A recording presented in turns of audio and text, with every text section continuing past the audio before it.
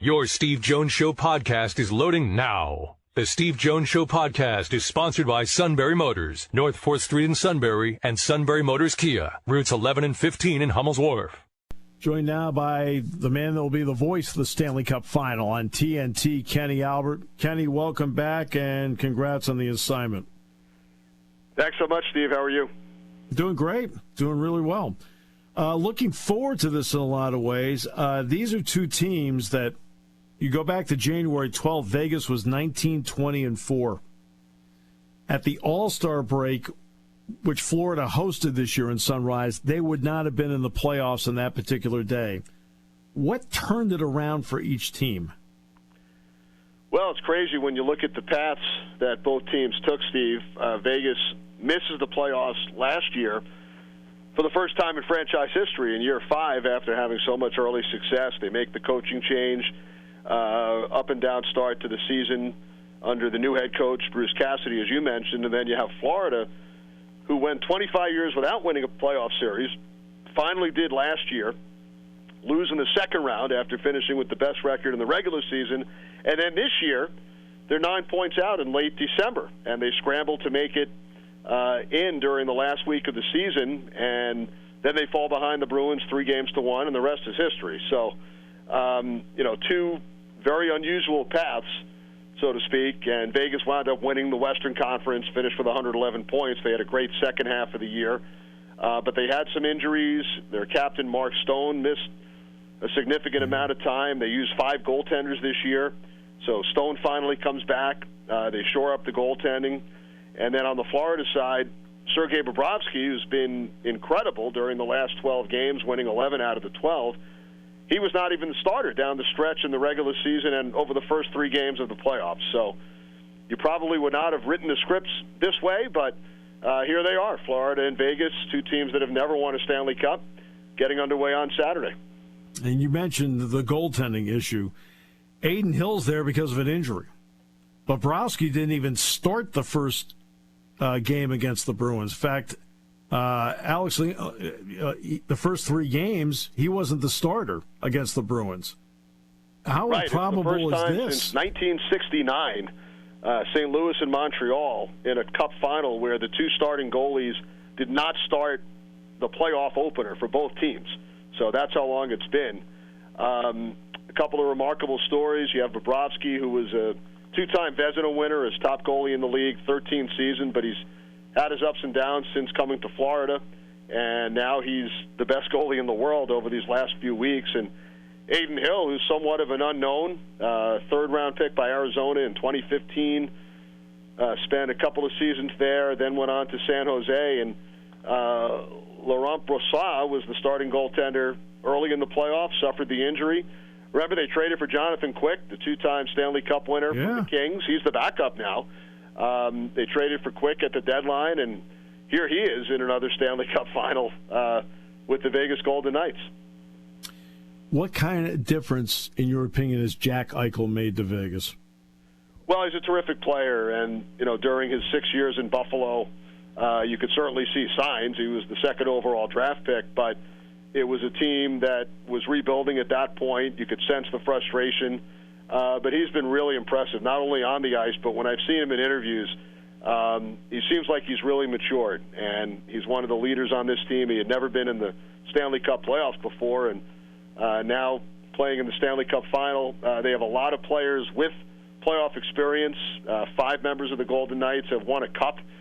Alec Martinez in L.A., Pietrangelo and Barbashev in St. Louis, Stevenson in Washington, Quick in goal for the Kings during their 2 championships. And then they also have 6 players who were on the Vegas team when they played the Capitals in the final in 2018. So a lot of playoff experience on the Vegas side. On the Florida side, you have Eric Stahl, who won a championship back in 2006. Carter Verhaeghe was on the Tampa Bay Cup squad in 2020, and a number of other players who have played deep into the playoffs, some even in the Cup final. So it really should be a great series. I think it's 2 evenly matched teams. Florida's had the time off. By the time the puck drops on Saturday, it will have been 10 days since their last game, the sweep of Carolina. Vegas has played 3 games since then. So with the Panthers, will the rest help or will it hurt? Because they're they've been sitting around for so long. Same thing with Vegas. Will the momentum carry over because they played those 3 games after Florida's series had ended, or will the fact that they played those 3 games hurt? So we'll see come game 1 on Saturday night. But in my opinion, it really should be a terrific, exciting, great series of hockey between these two teams. The most overtime goals in a single playoff. Mel Hill had 3 for the Bruins in 39. Rocket Richard had 3 for the Canadiens in 51. Corey Perry had 3 for Anaheim in 2017. Now Matthew Tkachuk. 10.5 months ago, Tkachuk was, let's face it, they were depressed after losing in 5 to Edmonton. Then the blockbuster trade. What has he meant, just pure presence on the ice for Florida? Well, he's been tremendous. It was a trade, contract related on both sides, with Tkachuk saying that he was not going to re-sign in Calgary once he became a free agent, and Jonathan Huberdeau was coming up on an extension, and the teams decided to make the deal. It's not often when 200-plus point scorers get traded for one another, and Mackenzie Weegar went the other way as well, a real good defenseman. And it's funny, Tkachuk had a great season, 40 goals, 109 points. Huberdeau had a down season. Calgary actually finished with 1 more point than Florida, believe it or not, during the regular season. And the Flames missed the playoffs, and the Panthers squeak in. And to watch Tkachuk during that Carolina series, I'm not sure I've ever seen one player have such an impact. And it wasn't necessarily over the course of the entire games, but the overtime goals he scored in Game 1 in the 4th overtime, and then Game 2 in the 1st overtime, and then the winner with 5 seconds left in Game 4 on the power play. So it's a great hockey family. Their father, Keith Tkachuk, and now the brothers, Matthew and Brady, who plays for Ottawa. There are 30 other teams in the league who would love to have either Matthew or Brady Tkachuk on their roster. Yeah, no question. And Matthew Tkachuk's a big guy. He's 6'2". But what's interesting is you look at the Vegas defense.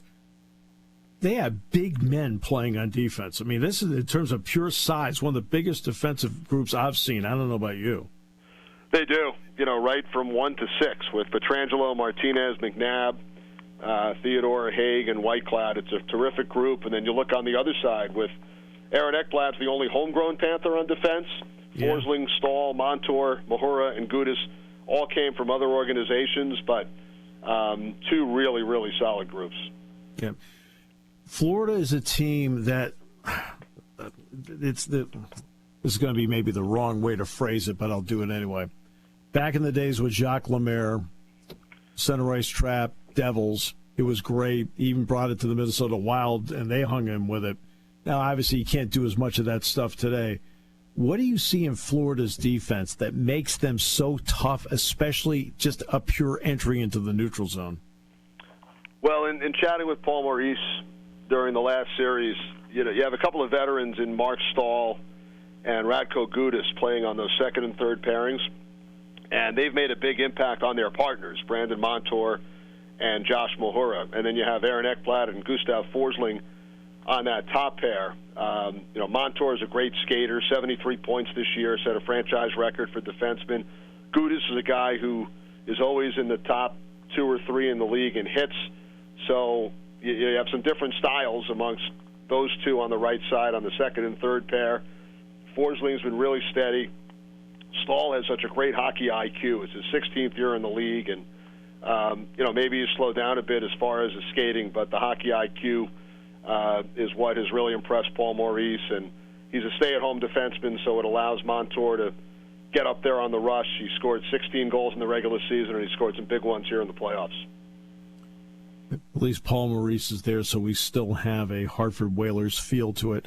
All right, so, but on the other side is Bruce Cassidy. We all know what happened with the Bruins. Bruins are now out after round 1 to Florida. He's still coaching in this one against Vegas. Now, look, it's not a vindictive thing, but what about the irony of that, Kenny? A lot of irony. As far as Bruce Cassidy is concerned, you get let go by the team that you brought to Game 7 of the Cup Final in 2019, lost on home ice to St. Louis. Boston goes out and sets league records for wins and points this season, and they lose in the first round, and here's Bruce Cassidy in the Stanley Cup Final. So I'm sure he's got a big smile on his face for a number of reasons. But, the coaches to me, pretty similar as far as their backgrounds. They actually played against each other in junior hockey back in the 84-85 season in the Ontario Hockey League. Cassidy was a first-round pick by Chicago. Maurice was the last overall pick in the entire draft by Philly. So as far as their playing careers in the NHL, not similar, but they both had long coaching careers. Cassidy with 3 teams, started in Washington as a young coach, and then, of course, had great success in Boston. Here he is in Vegas. Maurice took over Hartford at the age of 28, one of the youngest head coaches in league history, and now he's the 6th all-time winningest coach. He's coached in the 4th most games, and he sets a record. He's gone 21 years between final appearances. He actually took Carolina to the final back in 2002, and now he's back. And he told us during the season, and it's been written, he thought he was done when he left the Winnipeg Jets midway through last season. He thought that might be it. And sure enough, he gets a call out of the blue from Bill Zito, the Panthers general manager, winds up getting hired in Florida to replace Andrew Brunette, who was just hired by Nashville yesterday. And here's Paul Maurice in the Stanley Cup final once again. The power play is always interesting.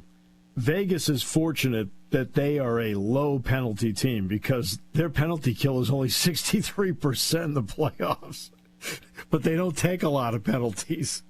The Panthers, a big part of that was they had to play Edmonton in the second round. So, yeah, that's true. And I think exactly, a lot that of is teams a big would probably part. have that percentage if they had to go up against McDavid and Draisaitl on the power play. Yeah, but that's a good point. That's a good point. They did have the fewest penalties in the regular season, lowest in the league. So they do stay out of the box, and that percentage probably an aberration because they played Edmonton, but it would certainly have to be better than that in the final against Florida. Because the Florida Panthers are 28% on the power play, which has been good. But the odd part is their penalty kill is only 71%. For a team that usually is even strength played so well, that surprises me. Yeah, it is a bit surprising. And again, you probably have to look at the teams they played, Boston and Toronto, in the first 2 rounds. But it's a clean slate now. I'm sure the coaches are doing a lot of pre-scouting. Florida's had more time. When their series ended, Vegas was up 3-0, so my guess is they spent most of their time preparing for Vegas and not Dallas. So we'll see how it all plays out. Hey, you'll have a great series. I know that. So thanks so much for the time today, and look forward to listening to every minute of it as you call it on TNT. Well, thanks, Steve. I appreciate it. Should be a lot of fun. Our mutual friend Ben Bowman will be sitting just to my left feeding notes and statistics. Eddie Olczyk to my right, whose son you know very well, Tommy, who played at Penn State and will be getting married this summer. So there'll be a pretty big Penn State flavor in the broadcast booth. Yeah, one quick Tommy story. I have Tommy on between periods. I'm working on BTN. And I had him analyze the game to that point, and I looked over and said, you might be better than your dad. So, and then you have Nick Olczyk, who's broadcasting out in Seattle. So Olczyk's all over the place. Well, we got one Kenny Albert, and we got him on today. So thanks so much. Appreciate it, my friend. Thanks, Steve. Appreciate it.